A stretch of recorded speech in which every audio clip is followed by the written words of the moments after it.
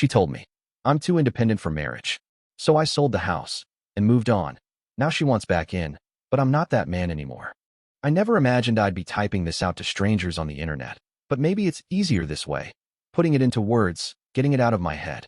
My name's Daniel. I'm 35 now, but this started last winter when I was still 34 and very much married to someone I thought I knew. Her name is Lena. We were married for 7 years.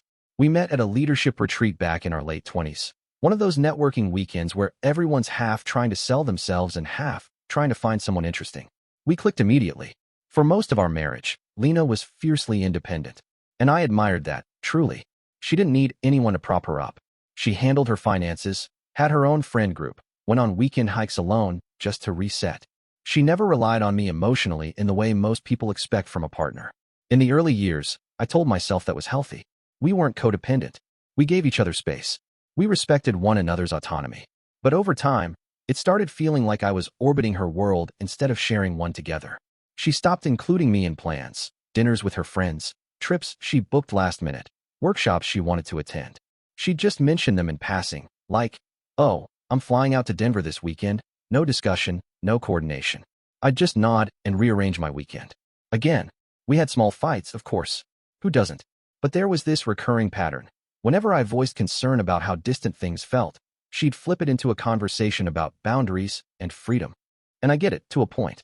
But isn't marriage supposed to be about mutual decisions? At least sometimes. Last December, I finally brought up something important to me. I'd been offered a role that came with relocation, same company, bigger responsibility, better pay, but it meant moving 2 hours away. I sat Lena down one evening, made dinner, and laid it out gently. Told her I wasn't accepting anything yet. Wanted her input. Wanted us to figure it out together. She didn't even let me finish. "Daniel," she said, setting her fork down, "I can't keep pretending this is working for me. I'm too independent for this marriage." She said it without emotion, like she was reading a decision she'd already printed out in her mind. I asked her what that even meant. She said she was tired of having to check in with someone for every choice she made, that she didn't want to factor in someone else's timeline or goals anymore. That commitment, especially the kind that came with expectations, was starting to feel like a burden. I was quiet for a long time. I think I stared at the pot of rice on the stove like it might tell me what to say.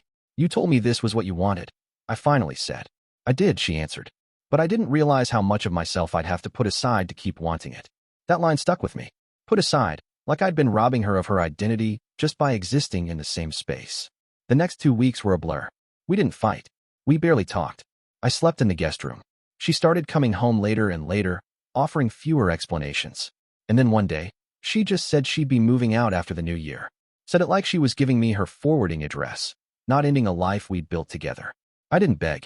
I didn't shout. But that silence said more than words could. Lena moved out on January 4th.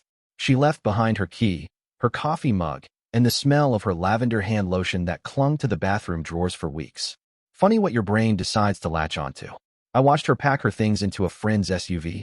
No drama, no tears. She didn't even say goodbye, just gave a small nod like we were colleagues parting ways after a long project. Then she was gone. The house felt too big almost immediately. The silence wasn't peaceful, it was hollow. I stayed busy with work, took on more hours, signed up for a gym nearby. Still, every time I came home, I felt like I was entering someone else's life. A life paused in the middle of a scene I didn't agree to. The truth is, I was grieving something I couldn't define. Not just Lena, but the version of us I believed in. I thought marriage was about growing together, adapting, choosing each other daily. She saw it as an obstacle course, something that started exciting but eventually became too restrictive for her pace. By late February, I started making changes. Not because I wanted revenge or to prove a point, but because I needed something of my own. For once, I wanted to feel like I had full control of my space, my time, my next steps. I sold the house. Yeah, the same house Lena once said had the kind of light you write poetry about.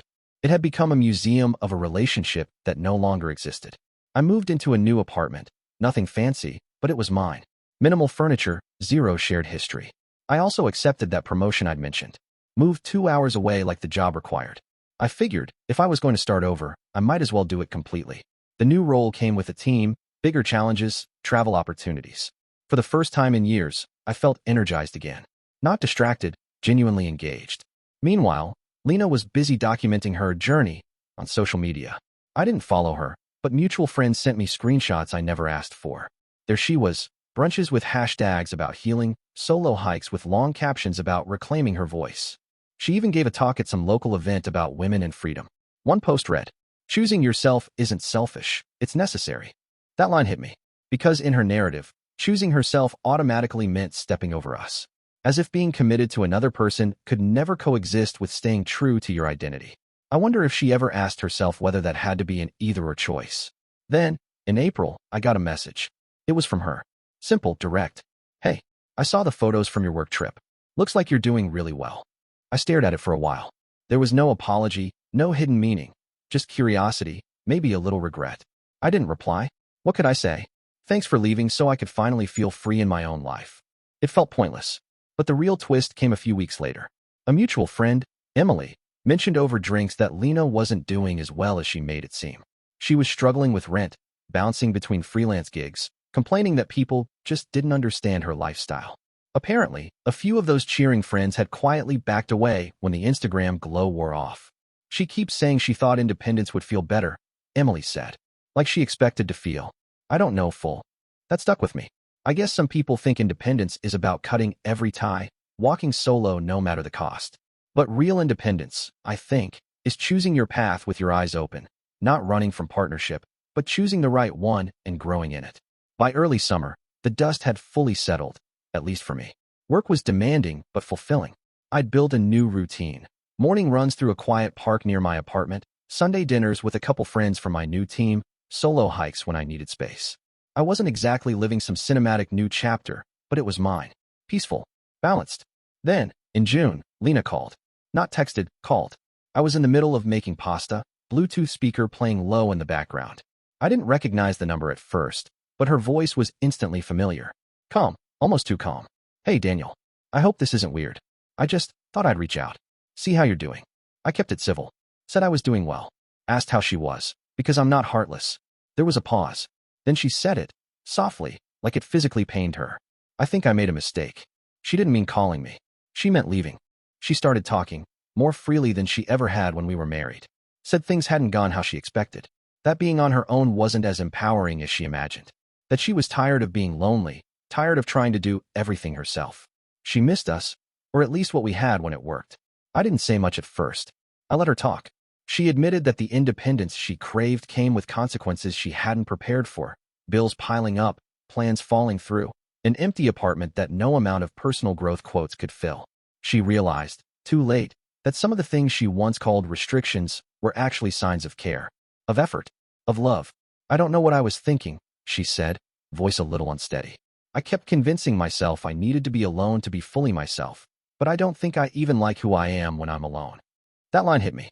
Not because I wanted to fix her, but because I finally saw it clearly. She hadn't left to be free.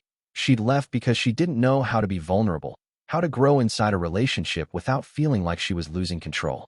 I let the silence sit for a few seconds. Then I told her the truth. "I'm glad you found some clarity, Lena, but I'm not the same person you left. And honestly, I don't think I want to go backward." She didn't argue, didn't cry, just said she understood. We hung up a few minutes later. I haven't heard from her since. Some days, I still think about her, not with anger, just curiosity. Whether she's okay. Whether she's learned anything that'll help her love someone better next time. Because even though I don't want her back, I don't wish her harm. We weren't villains to each other. Just two people with completely different ideas of what a shared life should look like. I've realized that independence doesn't mean doing everything alone. It means knowing when to hold on, when to let go, and when to grow alongside someone without feeling like you're losing yourself. In the end, I didn't upgrade my life to show her what she missed. I did it because I finally saw that waiting for someone to choose me was never the same as choosing myself on my own terms.